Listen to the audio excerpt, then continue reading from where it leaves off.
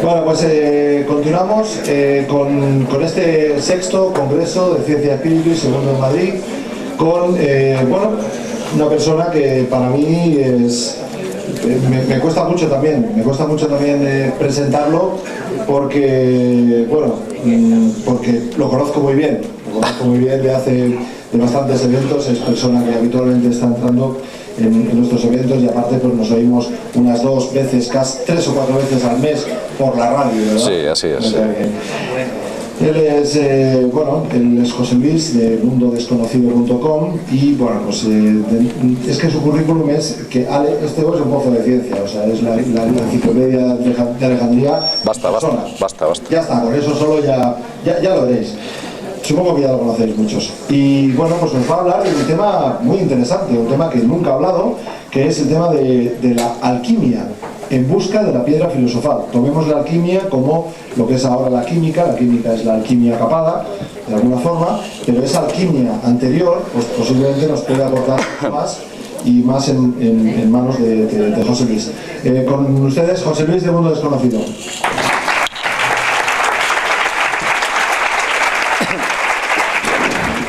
Muchas gracias a todos, buenas tardes, gracias por venir y por estar aquí. Celades, bueno, parece mi padre, pero no es mi padre. No soy tan bueno como parezco. Si fuera tan bueno como parezco, quizás estaría en la ONU o en algún sitio. O a lo mejor no. Bien. Vamos a hablar de la alquimia. Últimamente se habla muy poco de esta antigua ciencia, una ciencia filosófica que se remonta en la noche de los tiempos, muy lejano en el tiempo. La alquimia se ha ido y ha ido dejando espacio y hueco a otras ciencias y ciencias que han dominado y sepultado a la alquimia. La alquimia fue sepultada por la física y fue sepultada por la química oficial. La química oficial que durante muchos años ha rechazado todo lo que fuera aquello ajeno a esas reacciones físicas y a esas cuestiones que desde luego la alquimia trataba desde hace miles de años. Alquimia quiere decir química sagrada, alquimia o alcumia, que es unir, juntar, fusionar. En Medio Oriente ya se practicaba la alquimia y en el Antiguo Oriente también. En el Medio Oriente se llamaba el rasayana, que era algo así como obtener el néctar sagrado, sacar un néctar, extraer algo. Aparentemente, y según cuentan las leyendas, esta ciencia fue legada a los atlantes, o a aquellos ángeles que se mezclaron con los hijos de los hombres.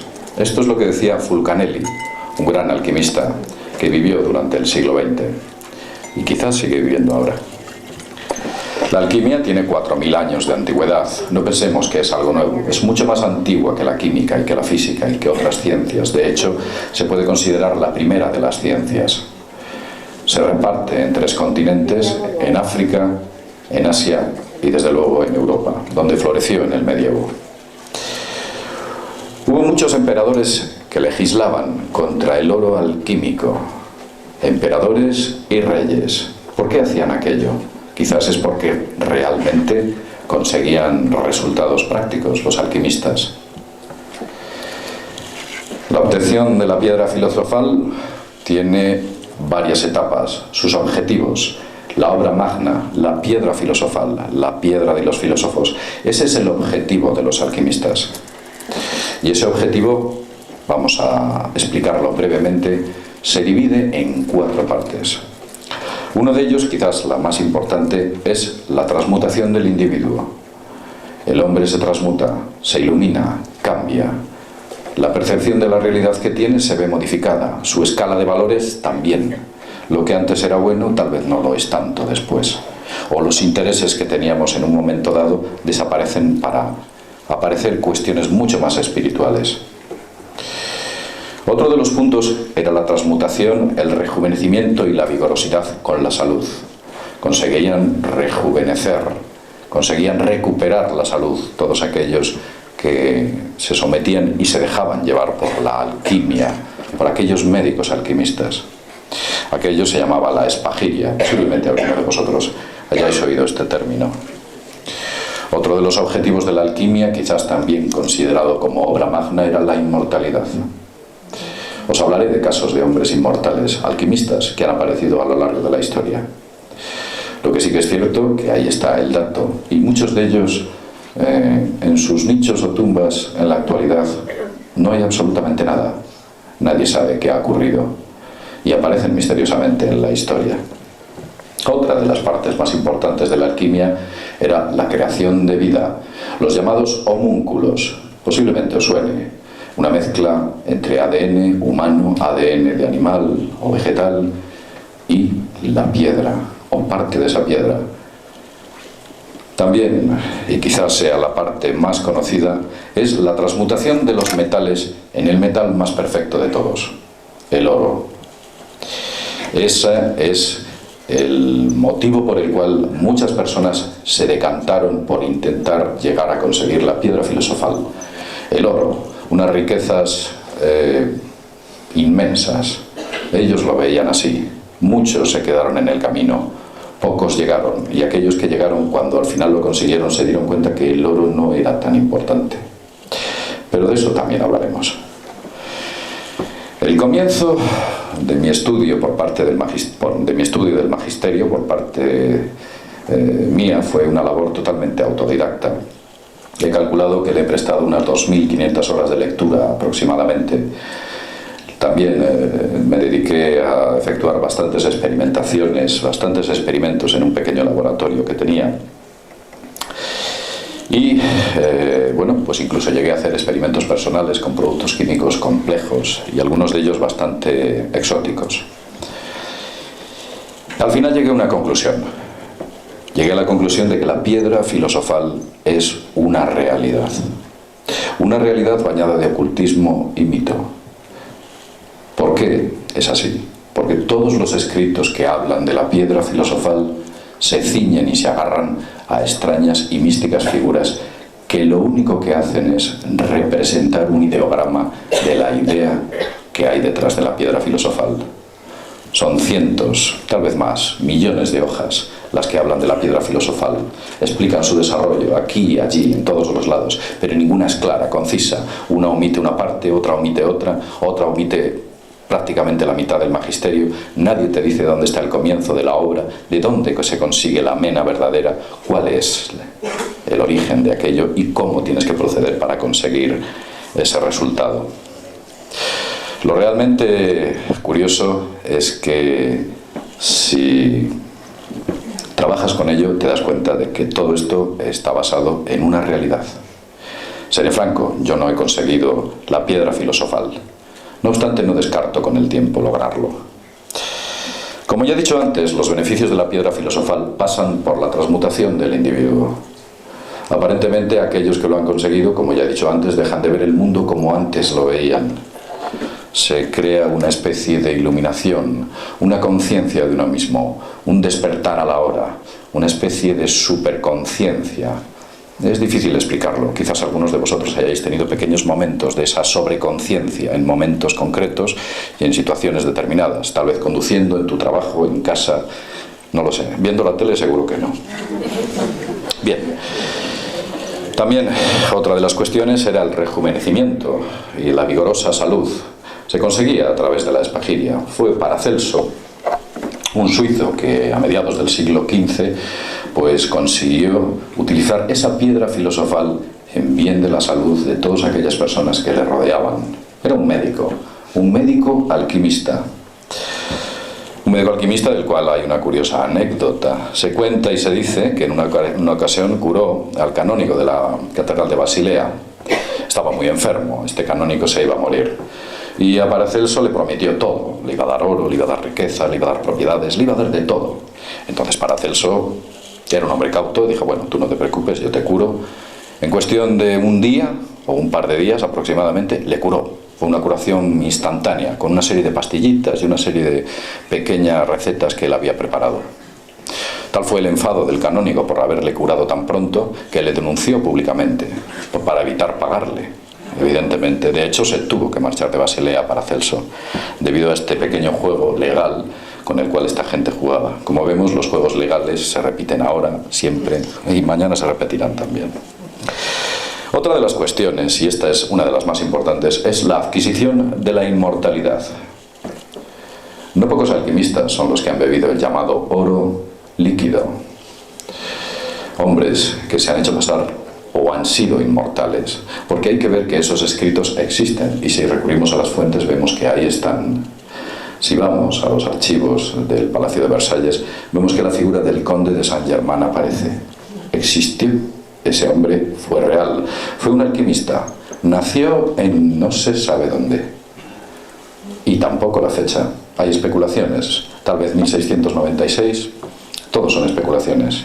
Y por supuesto su fecha de fallecimiento tampoco se conoce. Era un hombre muy versado. Hablaba 6 idiomas y estaba muy ligado a la corte de Francia. Fue visto muchos años después, y de esto hay documentos oficiales que hablan sobre este evento. Fue visto muchos años después, y cuando aquella que era una niña la primera vez que lo vio y una anciana la segunda, aquel hombre era exactamente igual y aparentaba la misma edad. Pasa a hablar. Aquí podemos ver la piedra filosofal. Esto es una piedra filosofal, no hay muchas. Podéis admirarla, es un mineral rojo y de este tamaño. Pasa. Pasa. Este es Paracelso. Bueno, este es el conde de Saint-Germain. En realidad es una idealización del conde de Saint-Germain. Se supone que este hombre era así. Y este fue de aquel que no se sabe nada y que ha sido visto a lo largo de la historia, siempre aparentando la misma edad. Adelante. Aquí tenemos a Nicolas Flamel. Es una idealización. Posiblemente fuese así. Tal vez el artífice o el puesto en el que se encargaba era un escribano. Un escribano y un copista del siglo XIV bastante pobre. El hombre pues tenía lo justo para vivir y poco más. Y de repente se volvió un hombre muy rico. Empezó a comprar propiedades, empezó a fundar hospitales, empezó a hacer muchas cosas con un dinero que nadie sabía de dónde venía. Él cuenta o contó que un día se encontró para escribir, como era escribano, un libro titulado Abraham el Judío. Era un libro en el cual había una serie de figuras, unas figuras que representaban paisajes, unos paisajes oníricos, una cosa extraña. Él consiguió interpretarlos y a raíz de allí obtuvo la piedra filosofal. Por supuesto, la tumba de él y de su mujer en el año 1413 apareció totalmente vacía. No la habían saqueado, sencillamente estaba vacía. Se la ha visto hace aproximadamente unos 50 años en Oriente Medio, más o menos.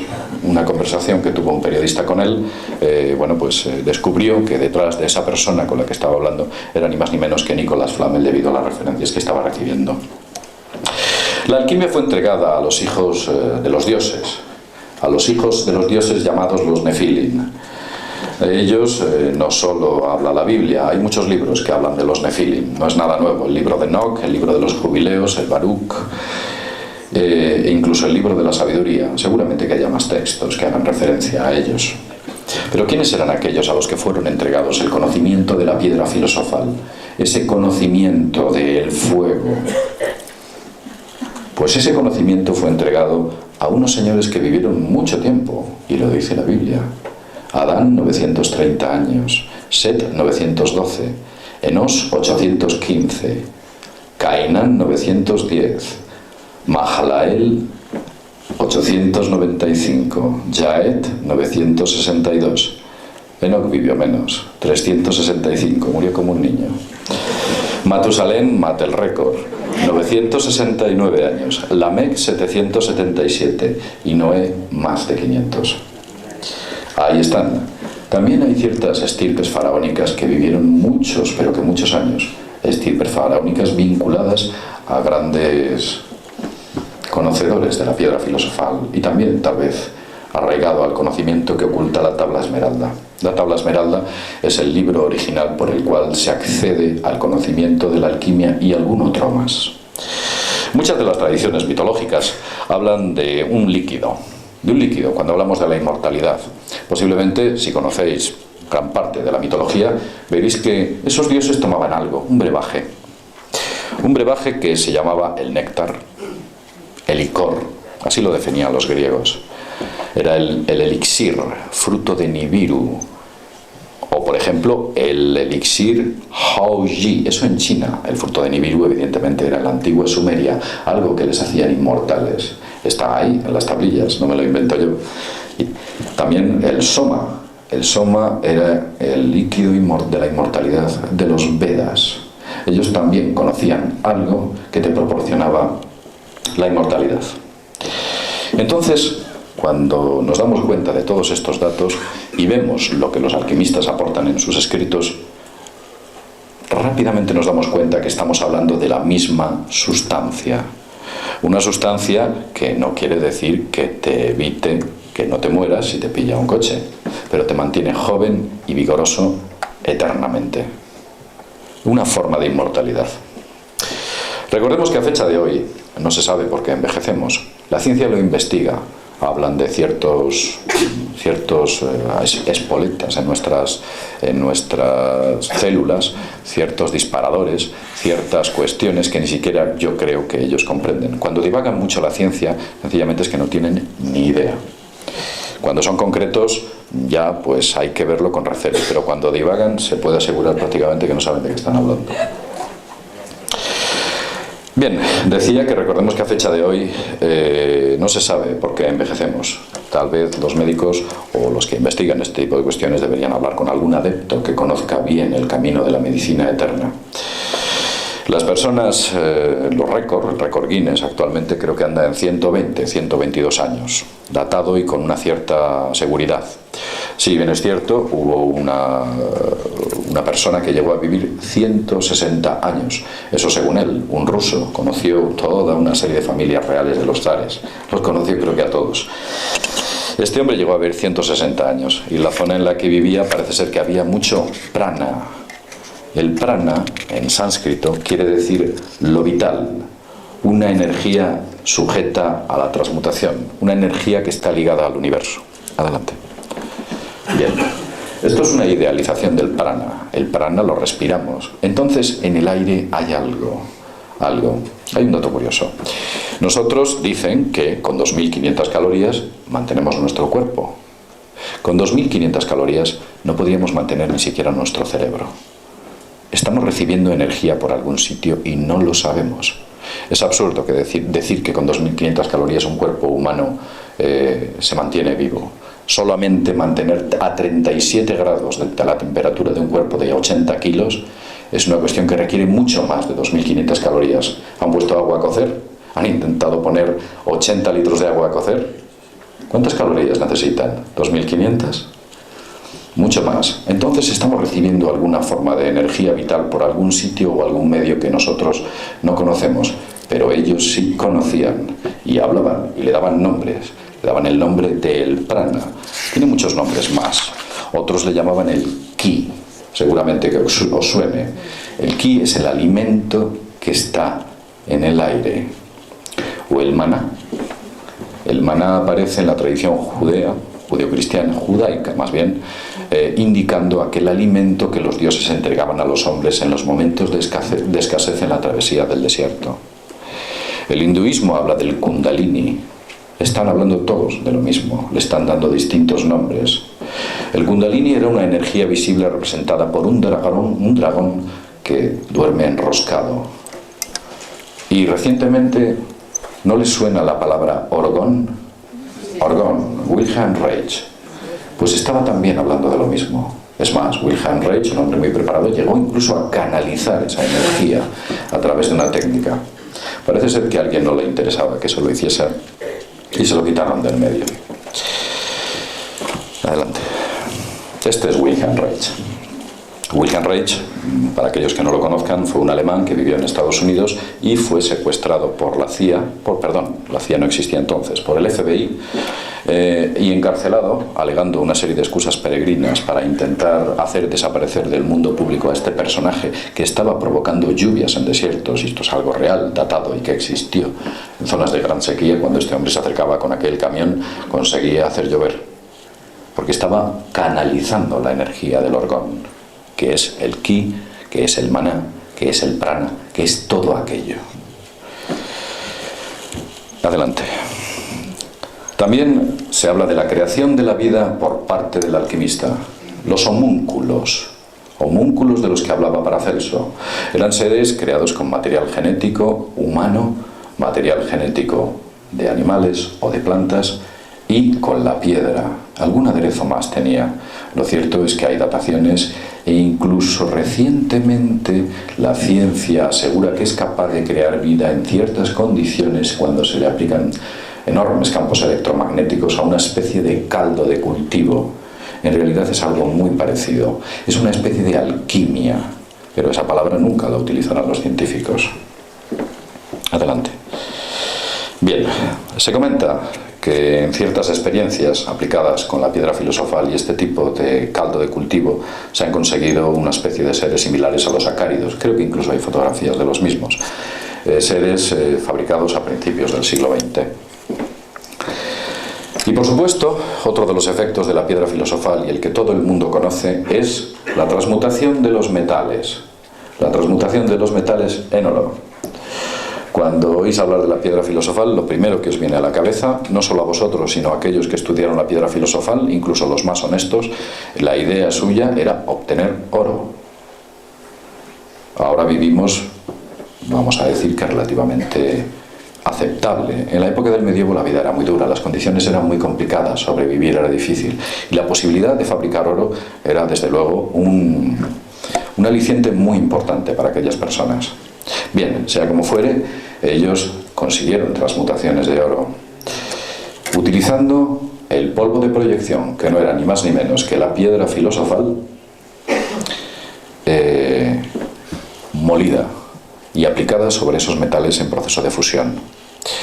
La piedra filosofal es de color rojo, es fusible, pesada, cristalina y translúcida. Aquí tenemos un ejemplo de una piedra filosofal. Son unas características que solamente tiene este material. Y este material que vuelve perfecto a los metales. En realidad les cura. Todos los metales están enfermos, tienen un proceso de evolución, como los seres humanos, como los animales y como las plantas. Y lo que hace la piedra filosofal es darle la propiedad y convertirle en el material más perfecto, el mineral más perfecto, en este caso el oro. Ha habido... Adelante, pasa. Aquí tenemos a Van Helmont. Van Helmont era un químico muy importante, de la química oficial, un oficialista. Él no creía en la alquimia, decía que esto era una estupidez. Este hombre vivió allá por el siglo XVI. Y Van Helmont, en Bruselas tenía una gran reputación. Sus aplicaciones químicas, sus desarrollos y sus teorías hoy en día siguen teniendo mucho peso. Y Van Helmont ponía a parir a la alquimia. Un buen día se presentó en su casa un alquimista, y de esto habla él mismo. Se presentó en su casa un alquimista que no dio su nombre y le entregó el polvo de proyección. Y le dijo qué es lo que tenía que hacer. En un crisol echar un metal y en el proceso de fusión echar la piedra filosofal impregnada de cera. Así lo hizo y consiguió transmutar ese metal vulgar en oro. No fue el primero, también hubo otros, como por ejemplo Helvetius, quien fue un médico del siglo XVIII. Adelante. Este es Helvetius, un médico del siglo XVIII que también rechazaba, un oficialista. Esto de la medicina alquímica es absurdo, no tiene sentido, es algo que no hay forma por donde agarrarlo. Cierto es que si los escritos que cogemos los analizamos de una forma textual y literal, nos parece algo que no tiene ni pies ni cabeza.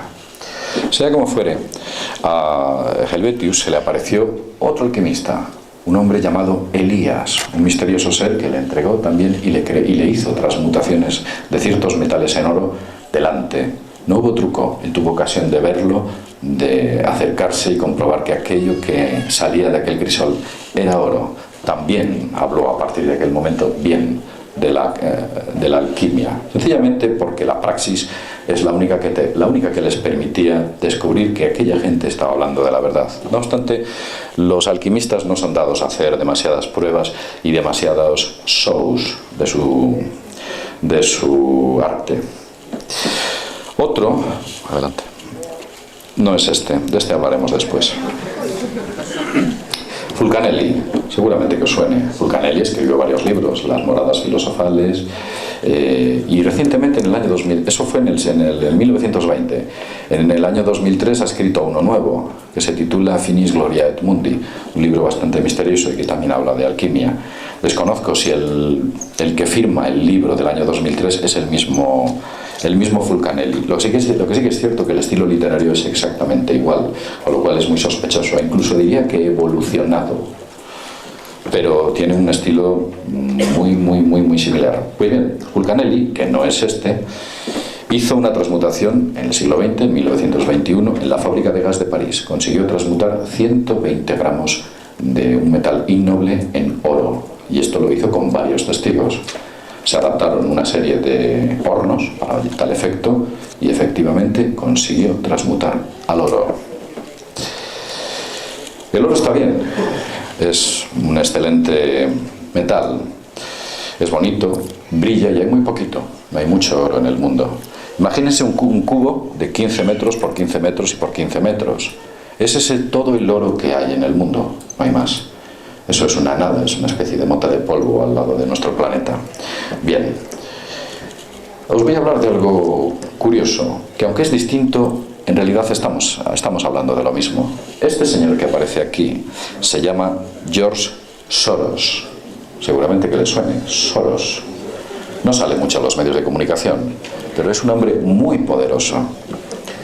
Este hombre está haciendo acopio de oro. En estos momentos, de manera especulativa y en su poder, tiene 17 toneladas de oro. Nada más y nada menos. Fue un especulador financiero que comenzó sus trabajos, que nació en 1930, padre judío. No con ello quiero reprocharlo. Quizás todos podemos tener familiares judíos, más y me en nuestro país, que es una mezcla de mezclas, y ellos anduvieron por aquí mucho. Que cambió su apellido, se llamaba Schwartz, que quiere decir negro, y lo cambió a Soros. Adelante. Es curioso, porque parece un pentagrama. Es interesante ver. Esto de los nombres tiene su... No sé si es que hay una cierta gracia, simpatía, o realmente esconde algo más siniestro. Por ejemplo, el señor Moses, abuelo del abuelo del abuelo de la actual familia Rothschild, se cambió el nombre, se cambió el apellido a Escudo Rojo. Hombres muy ricos, poderosos, que manejaban mucho oro. Su padre era orfebre, su lejano padre.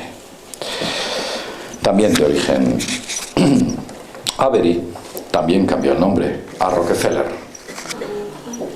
Avery era el nombre inicial de la familia Rockefeller y se cambió también del mismo origen. Esto ocurre con muchas de las importantes familias del mundo. Desconozco las causas por las cuales ellos alegan persecuciones y alegan una serie de motivos que a mí me parecen no lo suficientemente justificados como para renunciar a tu apellido. Sea como fuere, ahí está, el señor Soros. Bien, supongo que al señor Soros no le gustaría que alguien descubriese la piedra filosofal y difundiese el secreto. Tendría que tirar esas 17 toneladas a algún sitio y perderían todo su valor, máxime teniendo en cuenta que un kilo de oro vale 36.000 euros. Os voy a enseñar un kilo de oro.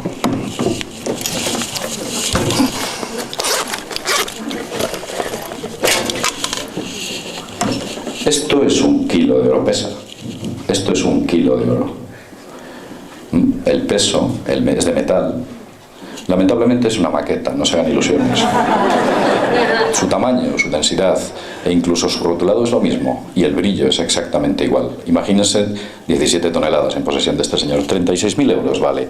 Una poderosa motivación para intentar fabricar oro. Esa es la misma motivación que tenían los alquimistas, y muchos de ellos quizás la tengan en este momento también.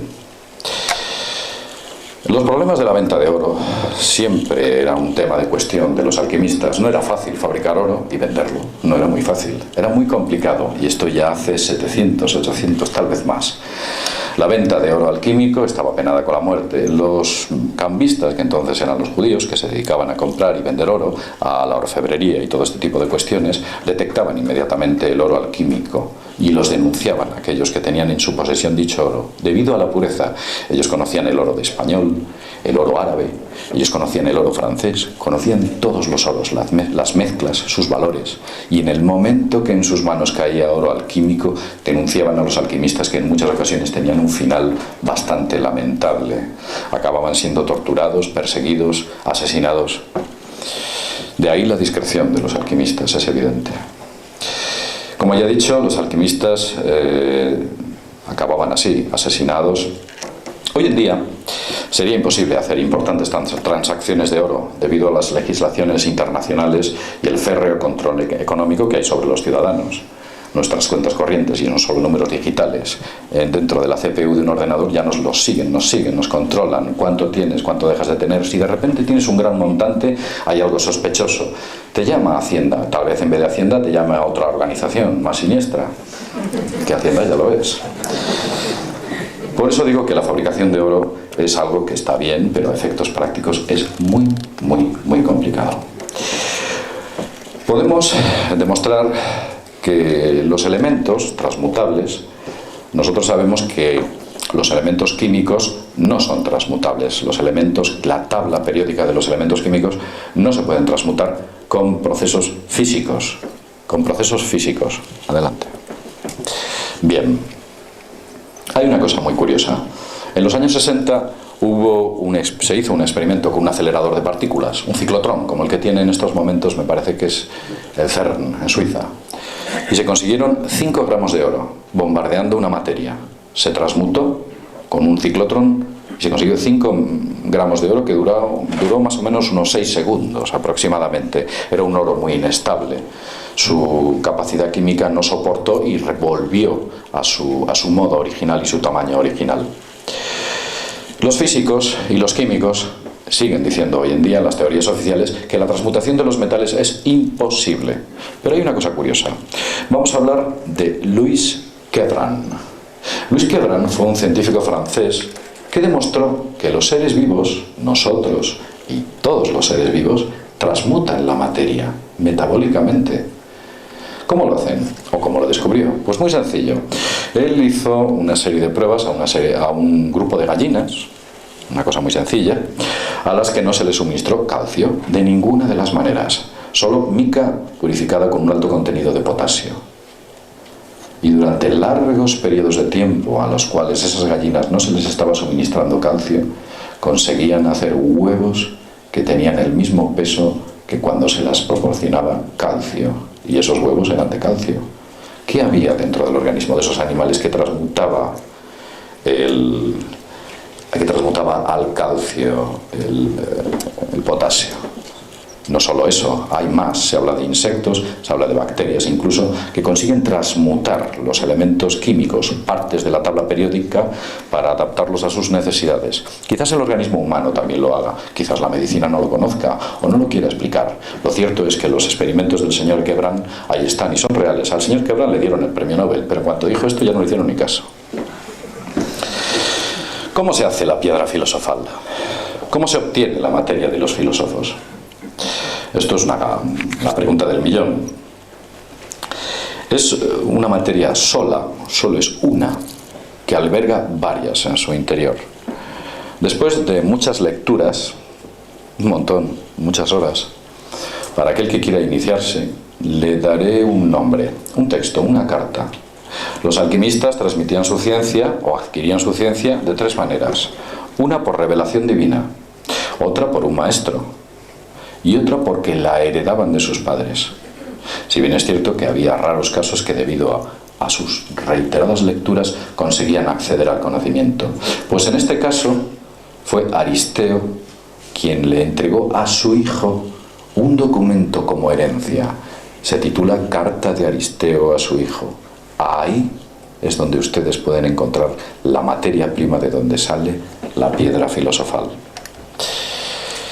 Esa materia requiere un destilado múltiple, un destilado del que se habla muy poco en los textos. Es un triple destilado. Y de ese destilado se mata al dragón. Importante, si se juega con ello de manera inapropiada, puede afectar seriamente a la salud del alquimista.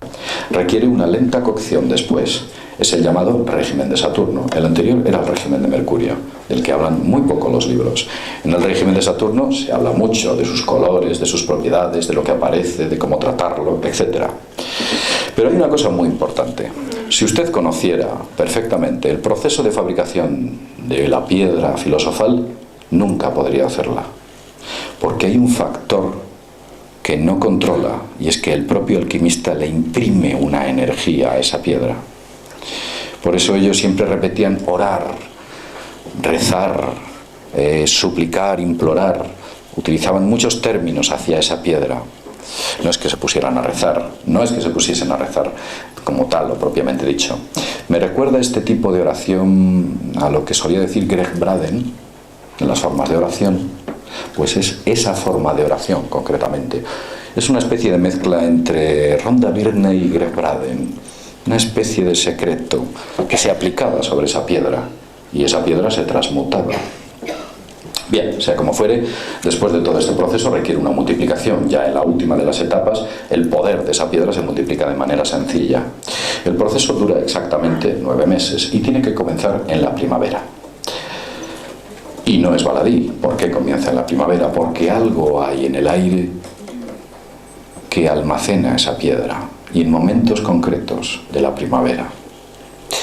Sea como fuere, los materiales de laboratorio para fabricar de la piedra filosofal no pueden ser caros. Aquella gente, y cuando estamos hablando de los primeros alquimistas, tal vez nos vamos a Geber, aquella gente hace 1000 años no tenía grandes medios técnicos. Esto suena ridículo, pero quizás si yo entro en un todo a 100, lo que tengo ahí entre jarrones, no sé qué y tal, con muy poco más, quizás se puede fabricar una piedra filosofal. Aquellos lo hacían, no con grandes inversiones de dinero, sino utilizando esa iluminación y esos conocimientos que habían recibido, con pequeños medios técnicos. Lo único que tenían que ser era ser cuidadosos y seguir el proceso de manera correcta. Lo más importante es la transformación del ser. Nosotros, aquellas personas que investigaron, o en mi caso, la alquimia, me consiguió cambiar, me consiguió mejorar realmente todo ese tiempo y ese esfuerzo que dediqué, aunque no conseguí la piedra. Sí que puedo creer, desde mi punto de vista, pienso que consiguió de alguna manera transmutarme, mejorarme. Y no rechazo seguir estas investigaciones que emprenderé nuevamente en primavera.